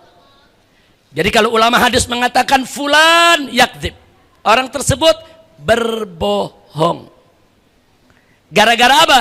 Terbukti pernah berbohong satu atau dua hadis Nabi, saudara. Atau fulan yada', orang tersebut yada'ul hadis, yada'. Maksudnya orang tersebut, saudara, udah ngarang-ngarang hadis sekali atau dua kali. Jadi disebutnya yakdzib atau disebut yadha. Kalau antum belajar hadis tuh fulan yadha, fulan yakdzib dan seterusnya. Tapi kalau bil marrat, kalau dia bohongnya berkali-kali, sudah 3 kali lebih, saudara, terbukti saudara bahwa dia berbohong dalam 3 hadis atau lebih, saudara, maka orang tersebut akan disebut oleh para ulama fulan kadzab, dia pendusta, pembohong. Fulan wadda, itu orang yang suka ngarang-ngarang hadis, kadzab. Jadi kalau baru bohongnya sekali masih dibilang yakdzib, kalau berkali-kali kadzab. Ya sebetulnya sekarang begitu juga, kalau orang yang bohongnya tiap hari, pagi, siang, sore bohong melulu, kadzab. Namanya al-kadzab, pagi bohong, siang bohong, malam bohong, saudara, bohong melulu, bukan yakdzib tuh, itu namanya kadzab. Nah, kira-kira jelas tidak? Nah, jadi ini beberapa istilah sekedar kita tahu, saudara, ini pada umumnya istilah para ulama hadis begini. Jadi kalau besok membaca hadis, oh fulan yakdzib, kita tahu. Oh, ini maksudnya nih pernah berbohong atas nama Nabi nih sekali atau dua kali. Fulan kadzab, wah ini udah kelas kakap nih. Ini memang bohongnya banyak nih. Nah, jadi kita tahu ya, ikhwan. Nah, kira-kira jelas tidak? Alhamdulillah. Baik. Sekarang kita masuk pelajaran penting, saudara. Soal hadis dhaif. Kita menemukan ada pernyataan para imam hadis yang zahirnya kelihatan kontroversial, kontradiktif. Satu sama lainnya nggak sejalan. Nah, ini saudara bagaimana ini menyelesaikannya? Contoh, saudara. Di satu sisi ada yang mengatakan, saudara, bahwa hadis dhaif nggak bisa dipakai. Tapi di sisi lain ternyata banyak ulama yang memakai hadis-hadis dhaif, saudara. Nah, ini kalau ada tanakut semacam ini bagaimana? Mari kita lihat. Saya tunjukkan ya, Pak. Dua kondisi, saudara, yang perlu penjelasan. Kalau kita buka kitab-kitab hadis, banyak ulama hadis mengatakan yang nomor satu, saudara, mereka mengatakan al hadis yang qasim ila qismain. Hadis itu terbagi menjadi dua, makbul wa mardud. Ada hadis makbul yang diterima, ada hadis mardud yang ditolak. Al-makbul, yang dimaksud dengan hadis makbul, kata para imam hadis, adalah sahih atau hasan. Hadis sahih atau hasan atau ma yusbihuhuma. Atau yang sepertinya. Maksudnya sepertinya, kadang-kadang saudara, para ulama berbeda menggunakan istilah. Kadang-kadang dia gunakan sahih hasan. Tapi kadang-kadang suatu ketika dia gunakan kata jayyid. Hadal hadis jayyid. Ada kadang-kadang dikatakan hadal hadis qawi. Ada lagi yang mengatakan hadal hadis sabit. Ada lagi yang mengatakan hadal hadis soleh. Ada lagi yang mengatakan hadal hadis mujawwad. Saudara, ini kalimat-kalimat yang digunakan tadi semuanya maksudnya hadis makbul. Jadi hadis makbul itu para ulama berbeda-beda menggunakan istilah. Ada yang sebut sahih, hasan, jayyid, qawi, sabit, soleh, mujawwad, dan lain sebagainya. Itu semua makbul. Sedangkan mardud, kata ulama-ulama hadis, huwa dhaif bi atsamihi, yaitu hadis dhaif dengan segala macamnya. Jadi semua hadis dhaif itu mardud, ditolak. Nah, karena ada ungkapan seperti ini di beberapa kitab hadis, itulah sebabnya ini dipakai dalil oleh kelompok-kelompok yang sekarang nyerang-nyerang hadis dhaif. Mereka bilang ini di kitab mustalah begini, ini di kitab hadis begini. Yang namanya dhaif mardud. Semua jenisnya mardud ditolak, udah tinggal. Jadi dia hanya memakai yaitu satu pernyataan dari beberapa ulama yang ada di kitab-kitab mustalah langsung dijadikan dalil. Sementara yang kedua, saudara, kita dapatkan juga pernyataan-pernyataan ulama. Nanti saya akan jabarkan, nggak kurang dari 50 ulama besar, saudara, yang menyatakan al-haditsud dhaif, saudara, bahwa hadis dhaif itu yu'mal bihi, boleh diamalkan. Dalam hal apa? Fil fadail wal manaqib, dalam urusan cerita keutamaan-keutamaan, saudara. Begitu juga manaqib, cerita-cerita baik, saudara. Nah, begitu juga wat targhib, dalam rangka untuk memberikan motivasi atau memberikan peringatan. Wa zuhud wal adab, atau dalam urusan zuhud dan adab. Imam Ahmad punya kitab judulnya Az-Zuhud, di dalamnya banyak hadis dhaif ya, kawan. Berarti apa? Berarti Imam Ahmad menggunakan hadis dhaif dalam urusan zuhud. Dan Imam Ahmad sendiri pernah mengatakan nggak apa-apa pakai hadis dhaif dalam fadail. Kemudian kita lihat lagi, begitu juga fi thawab wal iqab. Hadis dhaif juga banyak digunakan cerita tentang besarnya ganjaran, besarnya siksaan saudara, atau beratnya. Kemudian wal mau'izah wad du'a. Banyak hadis dhaif dalam mau'izah, dalam bentuk nasihat-nasihat. Begitu juga dalam bentuk doa. Banyak doa-doa diambil dari hadis dhaif ya ikhwan. Nah, kemudian wal maghazi wal ihtiyat. Begitu juga dalam urusan cerita perang di zaman Nabi, banyak hadis dhaif. Begitu juga ihtiyat, hadis dhaif yang tujuannya supaya ahwat, kita ngambil yang lebih aman, saudara. Atau waraqaiq wa tarkhis, saudara, dan seterusnya. Atau hadis-hadis dhaif yang menunjukkan keringanan-keringanan, saudara. Nah, jadi pernyataan nomor 1 ada dalam kitab-kitab hadis. Pernyataan nomor 2 juga ada dalam kitab-kitab hadis. Nah, kalau melihat begini, jangan kita ambil yang satu lempar yang lain. Enggak begitu, saudara. Tapi di sini, saudara, berarti di sini ada sesuatu yang kita harus ngambil kesimpulan. Ini at-tanaqud zahiri. Ini tanakutnya, kontradiksinya hanya zahirnya saja. Sebetulnya satu sama lain saling menjelaskan, menyempurnakan, melengkapkan, bukan kontradiktif berlawanan. Nah, makanya Syekh Muhammad Awwamah menyebutkan sebagai berikut. Beliau katakan, innal haditsal maqbul hujjatun. Sesungguhnya hadis yang makbul, yang sahih, yang hasan, yang tadi sudah kita pelajari, saudara, semuanya adalah hujjah, dalil, dasar argumentasi.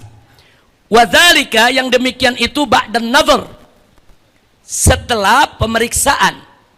Wa tubayyanu salamatuhu, dan menjadi jelas setelah periksa, jelas bagaimana hadis tersebut lolos selamat minan nakaratil isnadiyah wal matniyah. Setelah diperiksa ternyata tidak ada suzuznya. Jadi beliau katakan hadis makbul hujjah, saudara. Sebagaimana disebutkan di nomor 1 tadi, hadis sahih, hasan, itu semua makbul hujjah. Wal hadisud dhaif, saudara, adapun hadis yang dhaif, mardudun anil hujjiyah, ditolak sebagai hujjah, saudara. Wadzalika, tapi yang demikian itu ba'dan nazar, setelah pemeriksaan dan setelah kejelasan, wa tabayyun adami salamatihi minan nakaratil isnadiyah wal matniyah.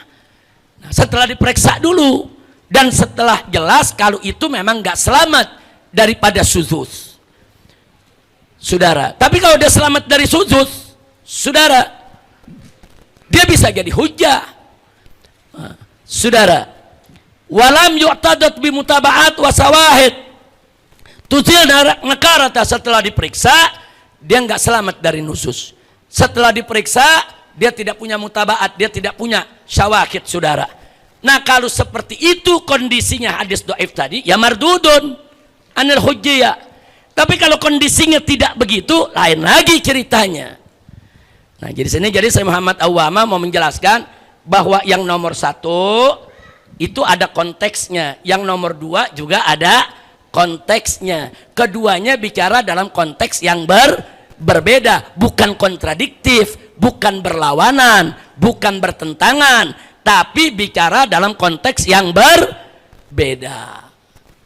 Nah, gimana kira-kira, jelas tidak? Udah berapa derajat nih kepalanya nih? Ya bukan, satu kitab mau dihabisin satu pelajaran, gimana ceritanya? Ini barusan kalau kita kuliah-kuliah udah 1 semester lebih tuh. Masya Allah, kira-kira jelas gak? Paham? Baik, saya lihat dulu. Sebentar lagi kita selesai. Saudara, saya tambah 1 saja. Saudara, sebagai contoh. Saya tidak selesaikan hari ini. Mari kita lihat. namudzijan mutabayinan fi hukmil amal bil hadis dhaif. Ada dua contoh yang saling bertentangan di dalam menghukumkan beramal dengan hadis dhaif. Nah, ini pertentangannya hakiki, bukan kayak tadi. Nah, kalau tadi tanakut zahiri, cuman zahirnya aja bertentangan, ternyata enggak, konteksnya berbeda. Tapi kalau ini benar-benar bertentangan. At-tanaqudul haqiqi, pertentangan yang jelas dan nyata, tak teringkari, bainan Nawawi wal Albani, antara pernyataan Imam Nawawi dan Syekh Albani.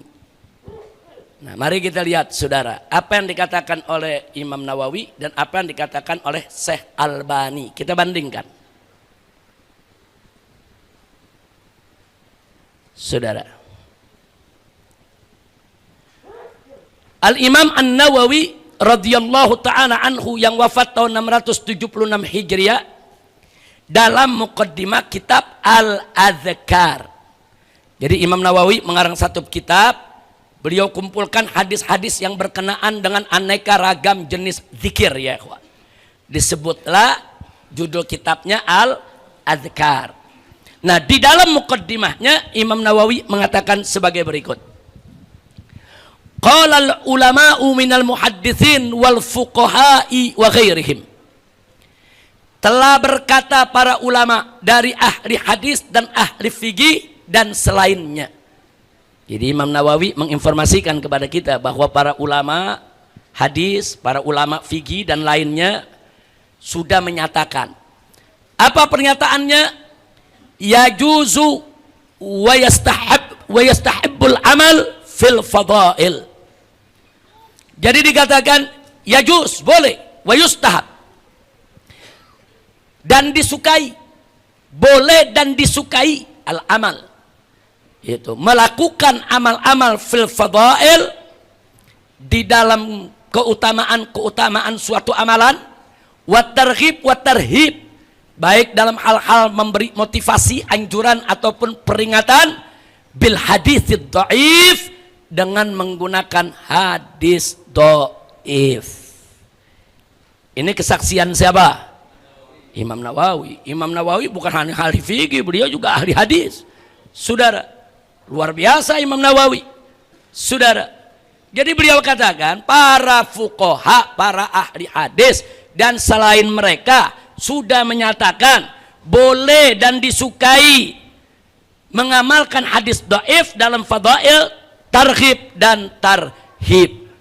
Ada lanjutannya, malam yakun maudu'an, selama dhaifnya tidak mencapai palsu.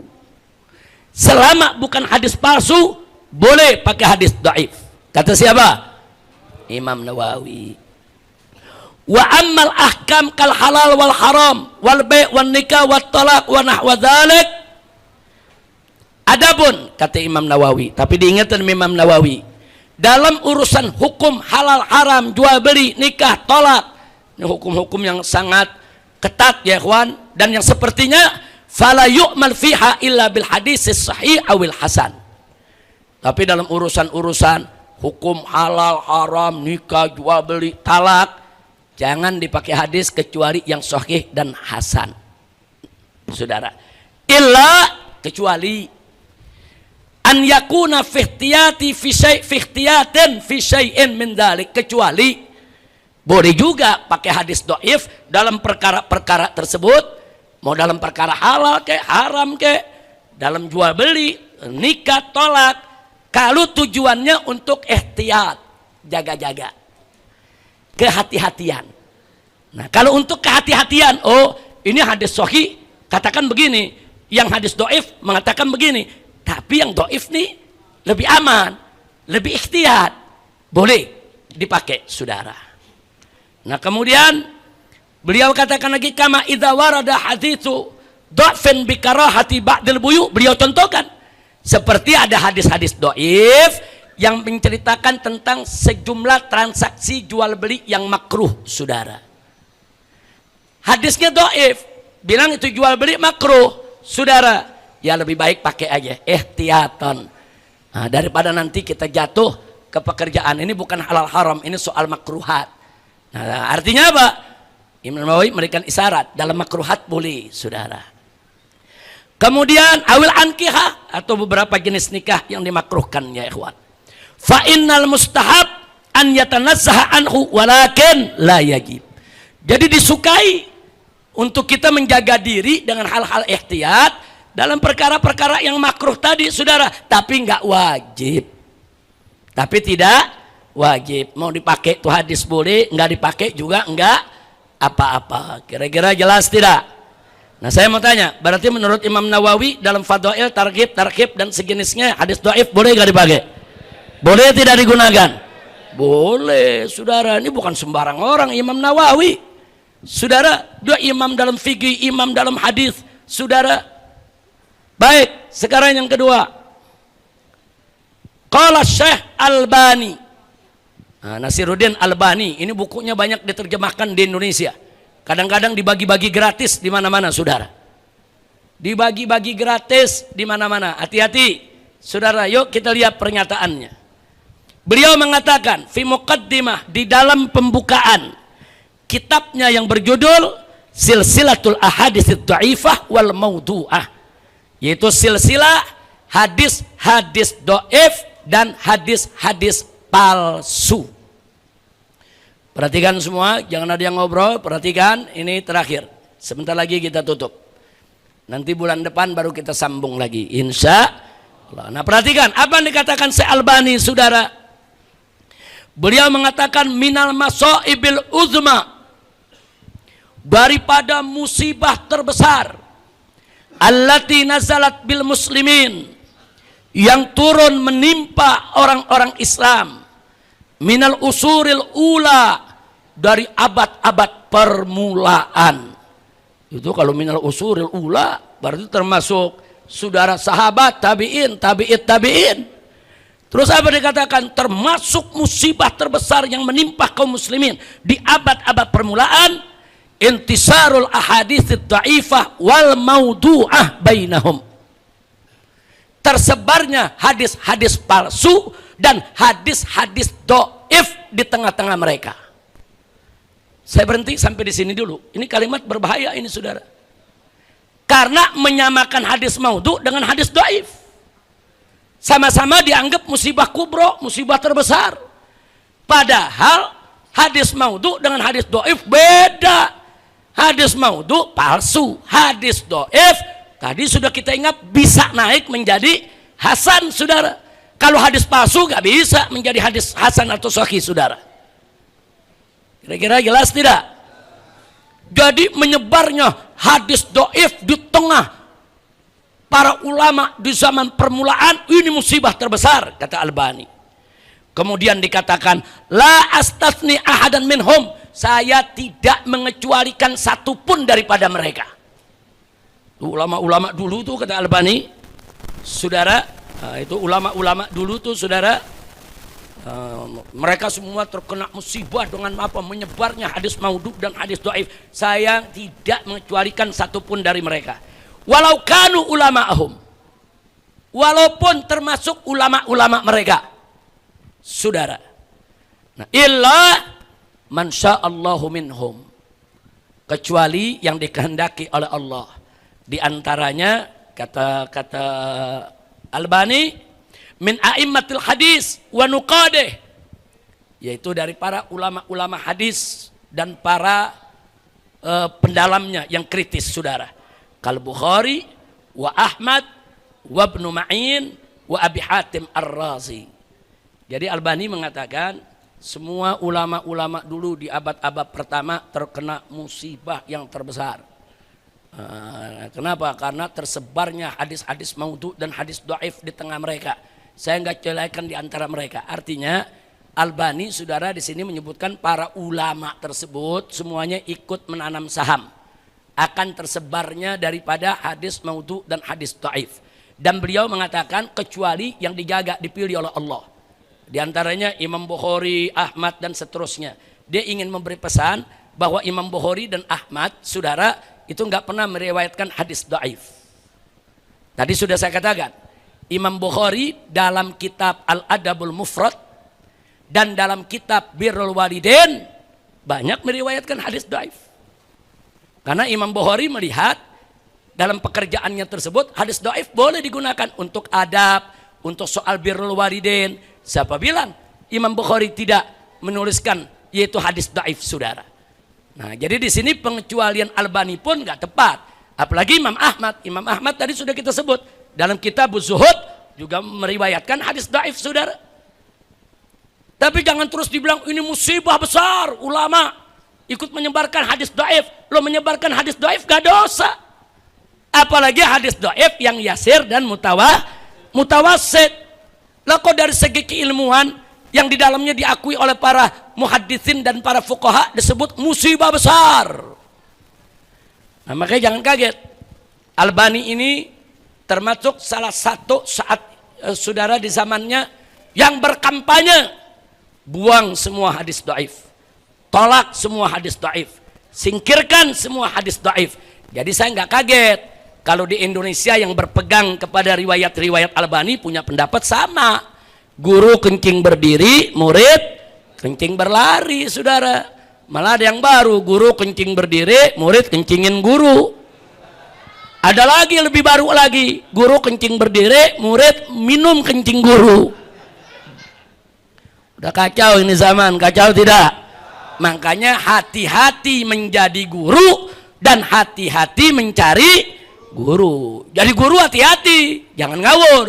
Nanti muridnya lebih ngawur. Dan murid cari guru hati-hati. Saudara, kalau salah guru nanti ngawur cara berpikir kita. Kira-kira jelas tidak? Nah, ini sampai di sini dulu. Bulan depan insya Allah kita masih ada kesempatan sebelum Ramadan di bulan Sya'ban sekali lagi. Siap bulan depan? Udah segini aja cukup atau lanjut? Tapi bawa buku semua.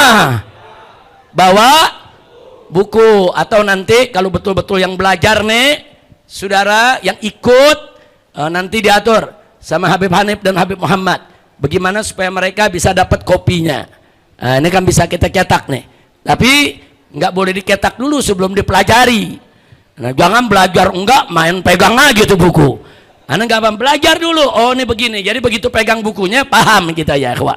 Insya Allah nanti ringkasan ini bisa kita cetak, bisa disebarluaskan. Bagaimana teknisnya nanti biar Habib Muhammad sama Habib Hanif yang mengatur. Insya Allah. Tapi belajar dulu. Yang nggak belajar enggak. Nanti Habib Hanif katanya punya alat deteksi tuh. Mana yang belajar, mana yang enggak. Wallahu a'lam. Karamatul atas. Baik, saya rasa cukup. Sekian. Mudah-mudahan manfaat untuk kita semua. Catat apa yang kita dapatkan hari ini. Nanti bulan depan setelah kita teruskan, boleh kita tanya jawab. Bulan depan setelah tuntas ini sampai slide terakhir, kalau ada yang punya pertanyaan silakan sampaikan pertanyaannya. Insya Allah. Itu saja. Terima kasih. Hadani Allah wa iyyakum ila siratihil mustaqim. Wassalamualaikum warahmatullahi wabarakatuh.